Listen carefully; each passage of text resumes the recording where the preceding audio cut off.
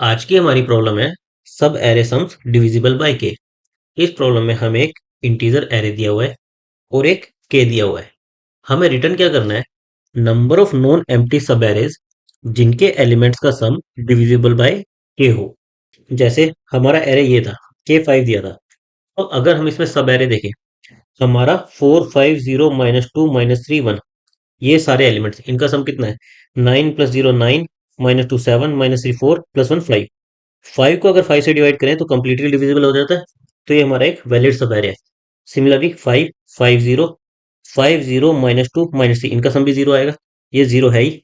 0 -2 -3 -5 आएगा इनका सम, -2 -3 -5 आएगा इनका सम। तो ये सारे सब एरे ऐसे हैं जिनका सम के से डिविजिबल है।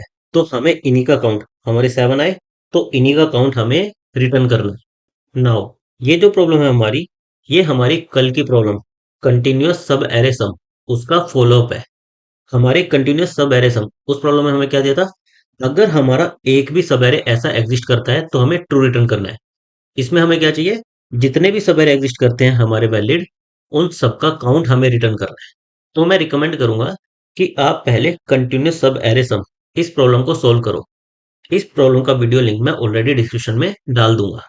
इस प्रॉब्लम को सोल्व करने के बाद आपको आज की प्रॉब्लम इजीली समझ में आएगी और आप उसको खुद भी कोड कर सकते हो।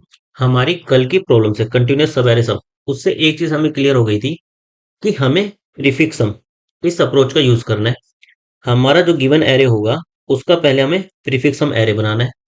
फिर उसका मोड के, जो भी के मोड दिया हो, उसका रिमाइंडर लेकर स्टोर करना है।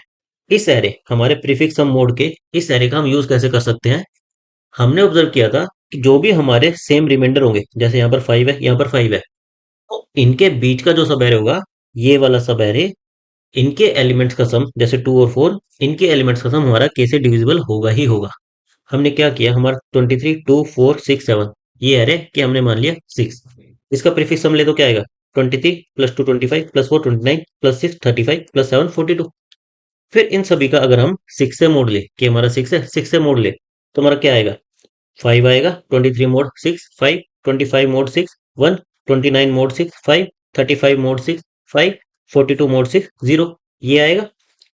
तो जहां जहां पर हमारा सेम रिमाइंडर होगा, जैसे 5 और 5, इनके बीच का एक सब एरे, ये ऐसा होगा जिसके एलिमेंट्स का सम हमारा के से डिविजिबल होगा। ये चीज हमने कल की वीडियो में अच्छे से डिस्कस की थी। सिमिलरली ये 5 और 5 ये सेम है, यानी कि हमारा इसके बीच का सब एरे 2 4 6, इसके एलिमेंट्स का सम हमारा कितना है? 2 + 4 6 + 6 12, ये भी 6 से डिविजिबल होगा। सिमिलरली हमारे ये दो एलिमेंट सेम है, 5 और 5, तो इनके बीच का सब एरे कितना? ये सिंगल एलिमेंट, ये भी हमारा के से डिविजिबल होगा। ये कितना है? 6 6, हमारा 6 से डिविजिबल है। तो हम इस चीज का यूज कैसे कर सकते हैं? हम सिंपली क्या करें, एरे को वन बाय वन ट्रेवर्स करते जाएं और हमारा पूरा एरे बनाने के बजाय हमारे प्रीफिक्स सम को एक वेरिएबल में मेंटेन कर ले। फिर हमारा प्रीफिक्स सम मोड के ये आएगा, जैसे 23 है तो इसका मोड 6 से किया तो 5 आया। ये जीरो नहीं है, यानी कि स्टार्टिंग से लेकर यहाँ तक का तो ऐसा सब एरे नहीं है जिसके एलिमेंट्स का सम 6 से डिविजिबल हो। 5 है तो हम क्या करेंगे, इसको एक हैश मैप में स्टोर कर लेंगे कि ये वाला रिमाइंडर अब तक कितनी बार आया है। 5 हमारा वन टाइम आया है, ये हमने स्टोर कर लिया। हमारे आंसर अभी भी जीरो रह जाएगा। फिर हम नेक्स्ट एलिमेंट 2 पर आएंगे, हमारा प्रीफिक्स सम 25 हो जाएगा। इसका 6 से मोड़ लेंगे तो कितना हो जाएगा? 1 हो जाएगा। 1 भी अभी तक हमारा एक बार भी नहीं आया है, यानी यहाँ पर भी हमें कोई आंसर में नहीं मिलेगा। हम स्टोर कर लेंगे 1 के कोरस्पॉन्डिंग 1, कि हमारा रिमाइंडर 1 वन टाइम आया है।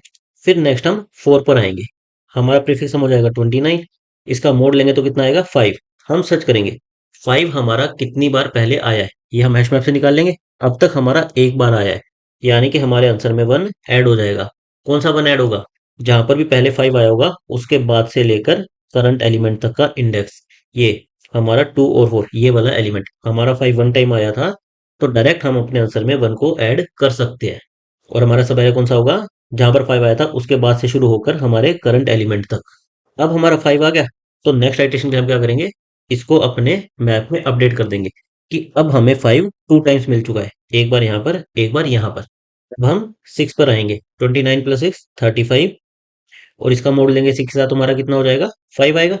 हम चेक करेंगे कि हमारा 5 रिमाइंडर पहले कितनी बार मिला है। इसके लिए हम मैप में जाएंगे, मैप में गए तो हमने देखा 2 बार मिला है, तो हमारे आंसर में 2 और ऐड हो जाएगा। और ये 2 कहाँ से आ रहा है? एक बार यहाँ से ये वाला सिंगल सब एरे, एक बार यहाँ से ये 3 एलिमेंट्स का सब एरे। तो डायरेक्टली हमें इस पूरे एरे को मेंटेन करने की जरूरत नहीं है। हम सिंपली मैप मेंटेन करेंगे किस चीज का? हमारे प्रीफिक्स सम मोड के, कि हमारा रिमाइंडर कितनी बार आया है, रिमाइंडर और उसके कोरस्पॉन्डिंग काउंट। हमने 5 2 बार मिला था, तो डायरेक्ट अपने आंसर में 2 हम ऐड कर सकते हैं। और क्योंकि अब हमारा 5 यहाँ पर एक बार और मिल गया है, तो हमारे आंसर में ऐड करने के बाद हमारे हैश मैप को भी अपडेट कर देंगे कि हमारा 5 अब हमें 3 टाइम्स मिल चुका है। और फिर हम नेक्स्ट एलिमेंट 7 पर आ जाएंगे। अब जब 7 पर आए, तो इसका सम कितना हो जाएगा? 42। मोड 6 लेंगे, कितना आएगा? 0 आएगा। अब हमारा 0 आया, यानी कि हमारा स्टार्टिंग से लेकर यहाँ तक का सब एरे हमारा ऐसा है जिसके एलिमेंट्स का सम 6 से डिविजिबल है।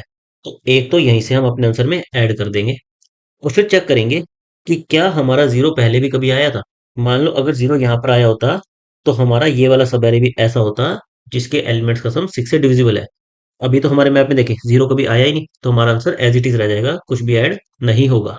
हमने इस 0 को अपने मैप में स्टोर कर लिया और अब आगे बढ़ गए। अब हमारा एरे खत्म हो गया, तो हमारा जो भी आंसर आया होगा वो हम रिटर्न कर देंगे। हमें 4 सब एरे मिले। कौन कौन से सब एरे मिले? एक तो हमें 2 4, एक हमारा 2 4 6, एक हमारा 6, और एक हमारा 23 2 4 6 7, यहाँ तक का ये 4 हमें सब एरे मिले। नाउ एक लास्ट चीज, अभी हमने हमारे एग्जाम्पल में सारे पॉजिटिव नंबर्स कंसीडर किए थे, लेकिन हमारे नंबर्स नेगेटिव भी हो सकते हैं। तो उस केस में हमारा मोड कैसे वर्क करता है, एक बार उसको डिस्कस कर लेते हैं। अब जब हमारे नेगेटिव नंबर्स होंगे, जैसे यहाँ पर -2 है, इसका प्रीफिक्स हम -2 आएगा। फिर हम -2 मोड के करेंगे, तो हमारा -2 आ जाएगा। -2 मोड 5, ये -2 आ जाएगा। लेकिन इस केस में हमें क्या करना होता है, जो हमारा के है पहले उसको प्लस कर दो। हमारा कितना आ गया? 3 आ गया। और फिर इसका मोड अगेन के से ले लो, इससे हमारा क्या आ गया? मोड 3 आ गया। हमें इस मोड को पॉजिटिव करना होता है। तो नेगेटिव नंबर्स के लिए मोड हम कैसे करते हैं? जो हमारा नेगेटिव नंबर का मोड आया, उसका रिजल्ट आया, जैसे -2 आया, इसमें के, जो भी के है उसको ऐड कर दो, फिर अगेन मोड के ले लो। ये नेगेटिव नंबर्स को हैंडल करने के लिए मोड में स्टैंडर्ड तरीका होता है, कि नॉर्मल जो आप मोड ले रहे हो वो लो, उसके बाद प्लस के और फिर अगेन मोड के कर दो। तो वो जो रिजल्ट आएगा वो एक्चुअल में इसका मोड होगा। तो हमारा -2 मोड 5 क्या होता है? 3 होता है। और कैसे आता है? हमारा पहले -2 आया, इसमें 5 ऐड कर दिया, तो हमारा 3 बन गया, इसका अगेन 5 से मोड ले लिया, तो ये हमारा रिजल्ट आएगा। तो नेगेटिव नंबर्स का मोड एक्चुअल में नेगेटिव नहीं आता, वो एक पॉजिटिव नंबर आता है। और कैसे आता है? हम मोड के बाद प्लस के और फिर अगेन उसका मोड के ले लेते हैं, तो हमारा 3 आएगा। जैसे अगर हम ये एग्जांपल देखें, -2 है, इसका मोड लेंगे तो हमारा रिजल्ट क्या आएगा? 3 आएगा। तो हम इस 3 को यहाँ पर अपने मैप में स्टोर कर लेंगे कि 3 हमें अभी 1 टाइम मिला है। फिर आगे बढ़ जाएंगे। फिर हमें -3 पर हमारा प्रीफिक्स हम कितना हो जाएगा? -2 प्लस -3 -5 हो जाएगा। अगेन इसका मोड लेंगे, -5 मोड 5, हमारा 0 आएगा। तो हमारा 0 आया, यानी कि हमें एक ऐसा सब एरे मिला स्टार्टिंग से लेकर यहाँ तक जिसके एलिमेंट्स का सम हमारा 5 से डिविजिबल है, तो अपने आंसर में 1 ऐड कर देंगे। फिर इस 0 का काउंट स्टोर कर लेंगे कि 0 अभी हमें 1 टाइम मिला है। फिर हम नेक्स्ट इस 5 पर आएंगे। हमारा प्रीफिक्स हम कितना हो जाएगा? -5 प्लस 5, हमारा 0 हो जाएगा। और इसका जब हम मोड लेंगे 5 से, तो हमारा 0 ही आएगा। अगेन हमें एक और सब एरे मिल गया जिसके एलिमेंट्स का सम हमारा 5 से डिविजिबल है। तो हमारे आंसर में एक तो ये ऐड हो गया, -2 -3 और 5। फिर हम चेक करेंगे कि अभी हमें 0 पहले भी कहीं मिला था। हाँ, एक बार मिला था, तो हमारे आंसर में एक और ऐड होगा। कौन सा सब एरे? ये सिंगल एलिमेंट का सब एरे, ये 5। और हम इसकी फ्रीक्वेंसी को अपडेट करके कर देंगे 2, कि 0 हमें अब 2 टाइम्स मिल चुका है। और हम आगे बढ़ जाएंगे। हमारा एरे खत्म हो गया, हमें 3 आंसर मिला जिसको हम रिटर्न कर देंगे। तो सबसे पहले हमने एक अनऑर्डर मैप लिया, किसके लिए? हमारे रिमाइंडर और उसके कोरस्पॉन्डिंग काउंट को स्टोर करने के लिए। फिर हमें एक प्रीफिक्स सम मेंटेन करके चलना था। हमारे एरे पर हमने लूप लगाया, सबसे पहले प्रीफिक्स सम को अपडेट किया, फिर हमारा रिमाइंडर निकाला। क्योंकि हमारे नेगेटिव नंबर भी हो सकते हैं, तो हमने रिमाइंडर कैसे निकाला? प्रीफिक्स सम मोड के, उसमें के ऐड किया और फिर से उसका मोड ले लिया, ताकि हमारा रिमाइंडर पॉजिटिव आए। फिर हमारा पहला केस क्या था? अगर हमारा रिमाइंडर यही 0 आता है, तो हमें आंसर में 1 ऐड कर देना है। हमारा 0 से लेकर करंट एलिमेंट तक का एक सब एरे हमें मिल गया। फिर हमारा दूसरा केस क्या था? कि हमारा सब एरे 0 से स्टार्ट ना होकर कहीं 20 से शुरू हो रहा हो। वो हम कैसे निकाल रहे थे? हम देख रहे थे कि हमारा करंट जो रिमाइंडर है वो मैप में कितनी टाइम्स आया है। जितनी टाइम्स आया होगा उतने टाइम्स अपने आंसर में ऐड कर देंगे।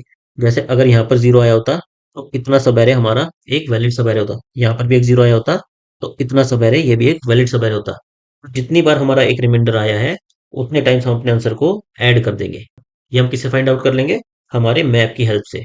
और बाद में हम हमारे मैप की फ्रीक्वेंसी को 1 से अपडेट कर देंगे कि ये रिमाइंडर हमें एक बार और सीन हो चुका है। इस तरह से पूरे लूप के बाद हमारा आंसर अपडेट हो जाएगा, जिसको हम रिटर्न कर देंगे। इसकी हमारी टाइम कॉम्प्लेक्सिटी क्या रहेगी? हमने एक n साइज का लूप लगाया है, जिसके अंदर पहले तो हमने मोड निकाला है, ये कांस्टेंट ऑपरेशन है। और हमने अनऑर्डर्ड मैप का यूज किया है, तो ये वाला भी हमारा कांस्टेंट ऑपरेशन है। तो हमारे कुछ कांस्टेंट ऑपरेशन है। तो हमारी टाइम कॉम्प्लेक्सिटी तो क्या हो गई? Order of n।